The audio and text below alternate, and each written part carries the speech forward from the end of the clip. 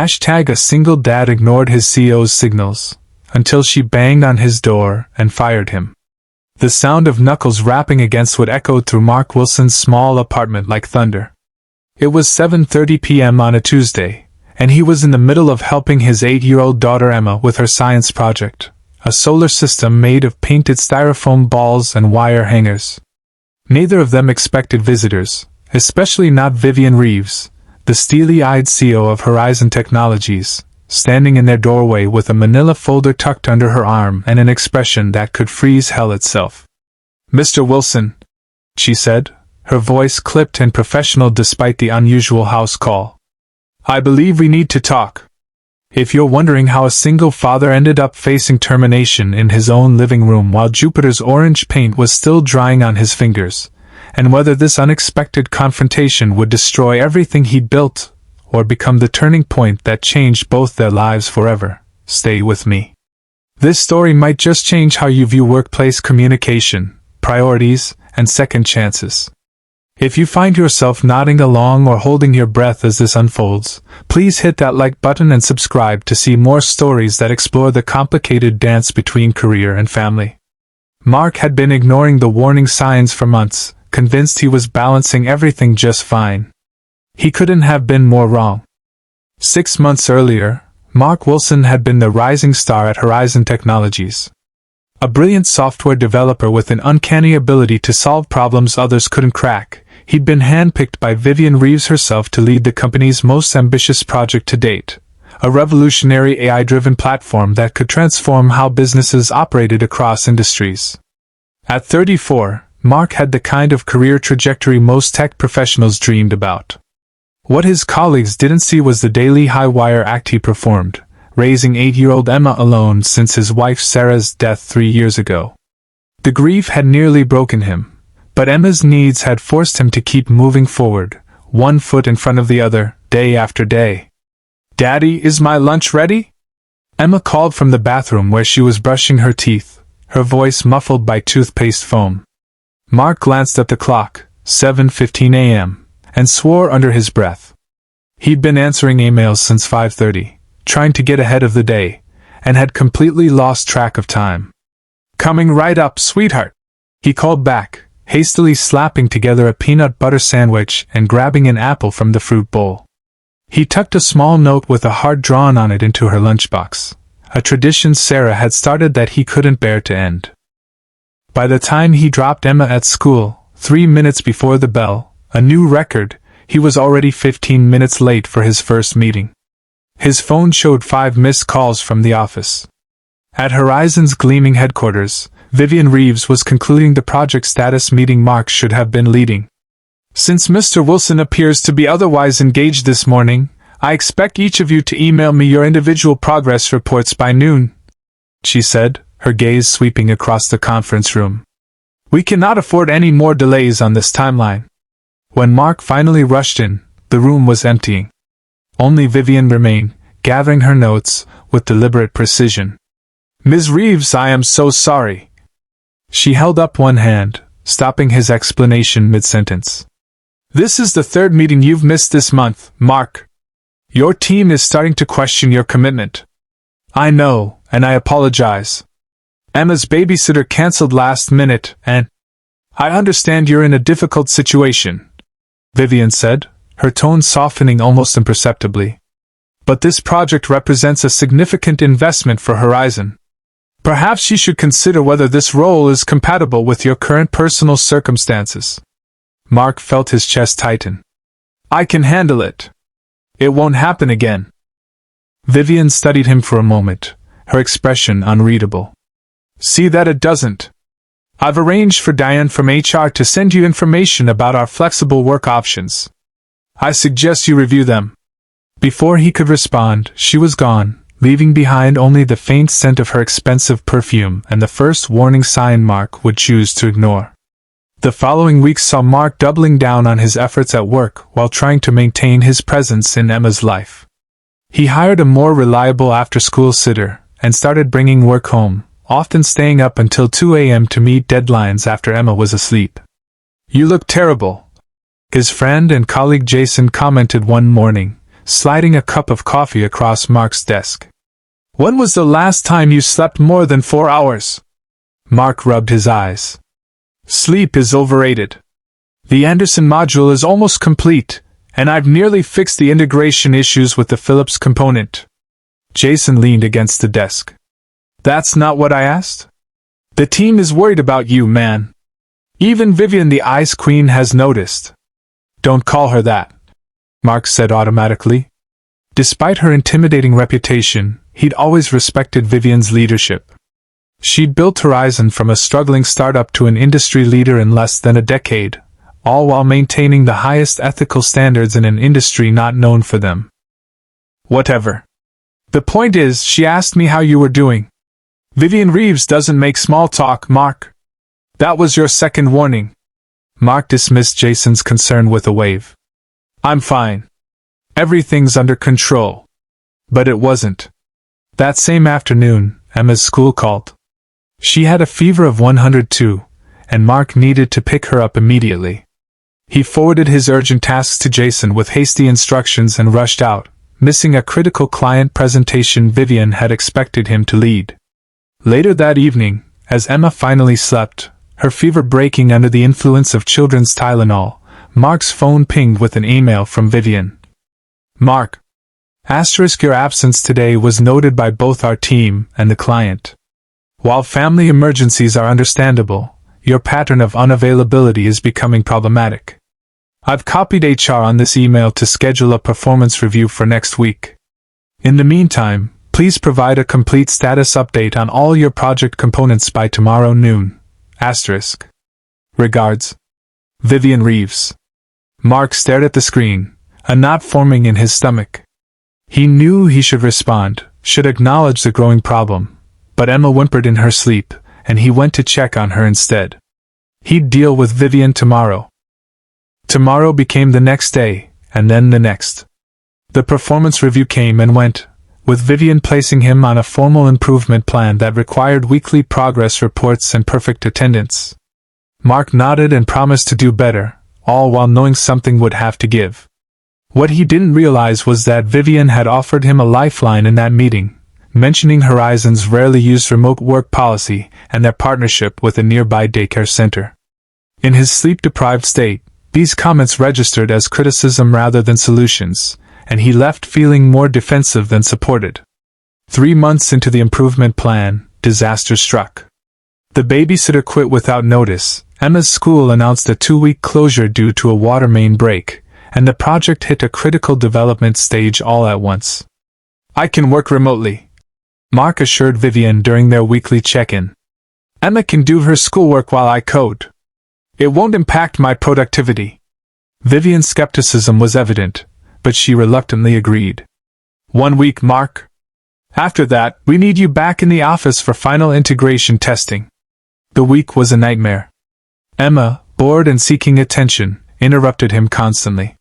The apartment's Wi-Fi proved inadequate for the massive data transfers the project required.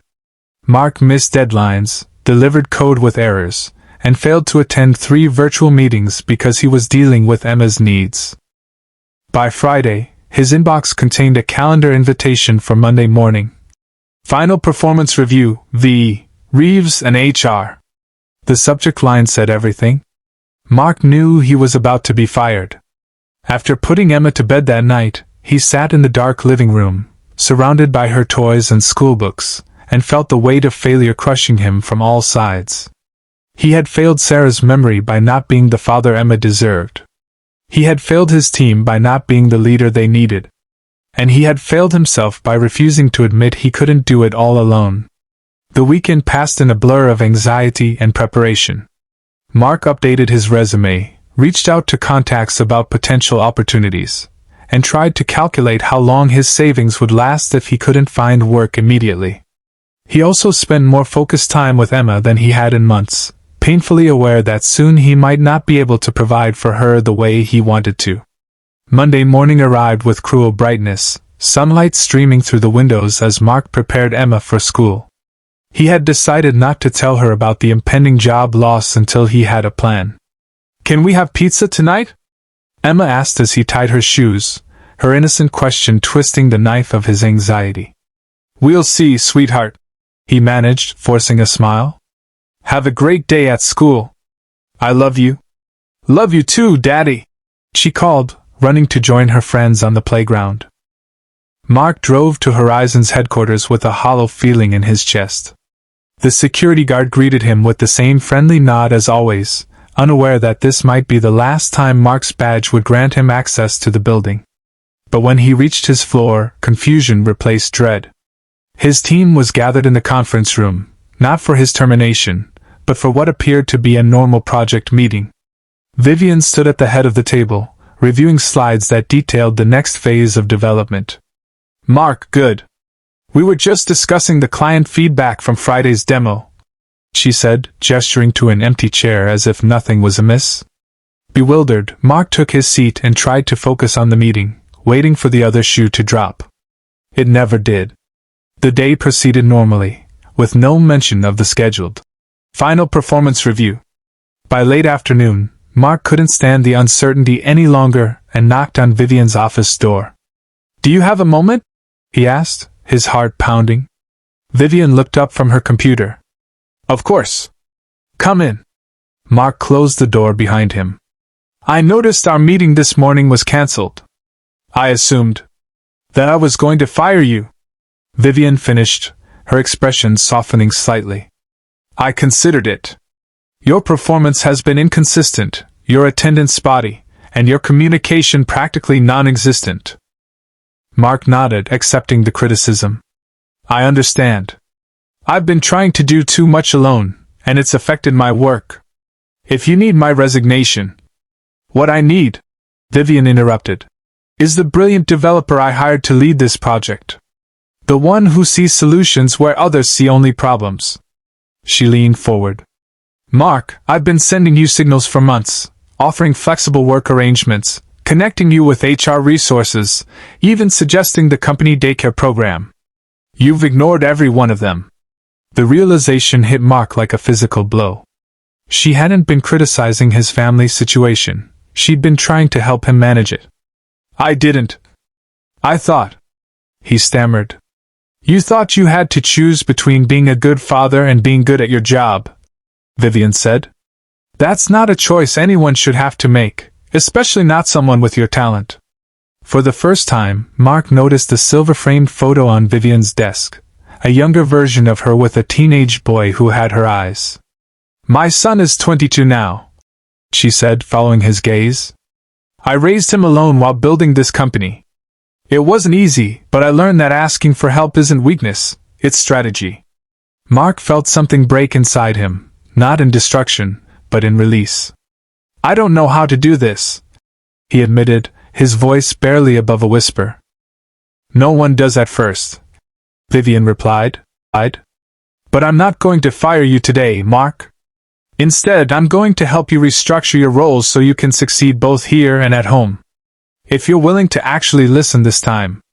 That conversation should have been the turning point. For a few weeks, it seemed to be. Mark enrolled Emma in Horizon's partner daycare program, which offered extended hours for employees' children. He began working a modified schedule, starting early while Emma was in before-school care and finishing his day in time to pick her up. Twice a week, he worked remotely, and Vivian assigned a junior developer to support his projects during his off hours. The arrangement worked beautifully, until Mark fell back into old habits. Convinced he needed to prove his worth, he began taking on additional projects, volunteering for weekend work, and once again pushing himself to exhaustion. When the daycare called about Emma having trouble adjusting, he brushed off their concerns. When Vivian suggested he scale back, he assured her everything was fine. It wasn't fine. Emma became withdrawn, her grades slipping as she sensed her father's divided attention. The quality of Mark's work suffered as he spread himself too thin. Team members began working around him rather than with him, tired of his last-minute changes and missed deadlines. Vivian watched with growing concern as her star developer spiraled back into the same pattern she tried to help him break. She sent emails that went unanswered, left voicemails that received only cursory responses, and finally scheduled a mandatory meeting that Mark rescheduled 3 times before missing it entirely. The final straw came when Emma's teacher called Mark during a critical client meeting. Emma had been crying in the bathroom, telling a counselor she was afraid her daddy didn't want to be with her anymore because he was always working. Mark left the meeting abruptly, leaving Vivian to smooth things over with the confused and irritated clients. That evening, as Mark sat with Emma, trying to reassure her through his own guilt and exhaustion, his phone buzzed repeatedly with messages from Vivian and the team. He silenced it without looking, focusing instead on his daughter's tear-stained face. "I'm sorry, Em," he said, holding her close. "I've been getting it all wrong, haven't I?" She nodded against his chest. "You're always so tired and worried. I miss when you used to laugh." Her simple observation cut through years of self-deception. When had he last truly laughed? Since Sarah's death, he'd been running, from grief, from failure, from the terrifying responsibility of raising their daughter alone. He'd convinced himself that working harder was the answer, that providing financially was enough, when what Emma needed most was simply her father, present and engaged. "Things are going to change," he promised her. "Really change this time." They spent the evening building a blanket fort in the living room and watching Emma's favorite movie, Mark's phone remaining untouched on the kitchen counter. By the time he tucked her into bed, she was smiling again, and something in his chest that had been clenched tight for years began to loosen. It was only after Emma was asleep that Mark checked his phone. 27 missed calls and messages, most from Vivian, the last one simply stating, "This cannot continue. We need to talk. Tomorrow." Mark knew what that meant. Despite Vivian's previous mercy, he had squandered the chance she'd given him. Tomorrow he would be fired, and rightfully so. He spent the night updating his resume again and researching companies with truly family-friendly policies. By morning he had a plan. He would take a less demanding role somewhere, perhaps even a pay cut if necessary, to create the stability Emma needed. He called Emma's regular babysitter and arranged for her to stay late, knowing his meeting with Vivian might be lengthy and difficult. But the meeting never happened. Mark arrived at the office to find his access badge deactivated. Security called upstairs, and Jason came down to meet him, carrying a box of his personal effects. "She tried, man," Jason said quietly, handing over the box. "She really did." Mark nodded, accepting both the box and the implicit message. "I know. Tell her I finally understand what she was trying to do." He spent the day applying for jobs, picking Emma up from school on time for once, and trying to figure out how to tell her that things would be tight for a while. They were eating dinner, the promised pizza from days earlier, when the knock came at their door. And there stood Vivian Reeves, CEO of Horizon Technologies, looking both formidable and somehow vulnerable in the fluorescent lighting of his apartment hallway. "Mr. Wilson," she said, "I believe we need to talk." Mark stepped back, allowing her to enter. Emma watched wide-eyed from the table, a string of cheese dangling from her pizza slice. "Is that your boss, Daddy?" she whispered loudly. "Yes, sweetheart. This is Ms. Reeves."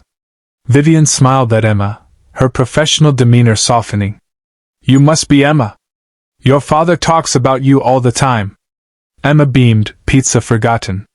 "Do you want some pizza?" "Daddy says it's not as good as homemade, but he burns homemade." A surprised laugh escaped Vivian. "That's very kind, but I won't interrupt your dinner for long." She turned to Mark. "Is there somewhere we can speak privately?" Mark led her to the small balcony off the living room, closing the glass door behind them. The evening air was cool, the city lights beginning to twinkle below. Mark led her to the small balcony off the living room, closing the glass door behind them. The evening air was cool, the city lights beginning to twinkle below them. "I thought everything was communicated through HR this morning," Mark said, his voice steady despite the churning in his stomach.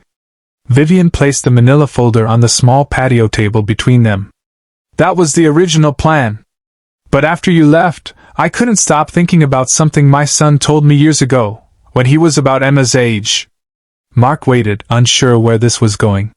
"He said, 'Mom, you're really good at being a boss, but sometimes you forget how to be a person. Vivian's gaze drifted to the city skyline. It was the most honest feedback I've ever received, and it changed how I approached leadership. Today, I realized I was making the same mistake with you. She opened the folder, revealing not termination papers, but a completely restructured job description. This is a new position, remote development lead with flexible hours. The salary is the same, but the expectations are different. No more 60-hour weeks. No more weekend emergencies. A dedicated team to cover when you're unavailable. Mark stared at the papers, unable to process what he was seeing. I don't understand. You fired me. I terminated your current position, Vivian corrected. I'm offering you a different one that acknowledges your reality as a single parent while still utilizing your exceptional talents. Why? Mark asked, genuinely confused. After all the chances I've wasted, all the problems I've caused, why not just cut ties? Vivian's expression softened. Because great talent deserves accommodation. Because I've been where you are. And because Emma deserves a father who isn't torn apart by impossible choices. She gestured toward the apartment. I see how you live, Mark. Everything in this home is about Emma. Her artwork on the walls, her books everywhere, even that ridiculous solar system project taking up half your dining table. You're a good father trying to be a good provider, and somewhere along the way, you forgot that those goals should complement each other, not compete. Mark felt something crack inside him, not the breaking of defeat, but the opening of possibility. I don't know if I can do this right, he admitted. I've been failing at the balancing act for so long. That's because balance is a myth, Vivian said firmly. What we need is integration, bringing our whole selves to each part of our lives instead of fragmenting into work self and home self. That's what this new role is designed for. Through the glass door, they could see Emma carefully setting a third place at the table, arranging a slice of pizza and a napkin for Vivian. She's remarkable, Vivian observed. She's everything, Mark replied simply. Then let's make this work, for her sake and for Horizon's. The project needs your brain, Mark, but Emma needs your heart. I think we can arrange for both. As they rejoined Emma at the table, accepting her proud offering of slightly cold pizza, Mark felt something he hadn't experienced in years. Hope.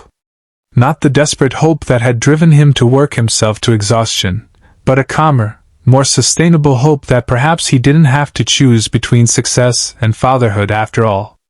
6 months later, Mark sat in his home office, wrapping up a video call with his team. Through the open door, he could hear Emma chatting with her tutor in the living room, a college student Horizon subsidized as part of their new family support program. His phone buzzed with a text from Vivian. Client loved the demo. Taking the team for drinks to celebrate. Virtual toast at 7? Mark smiled and replied.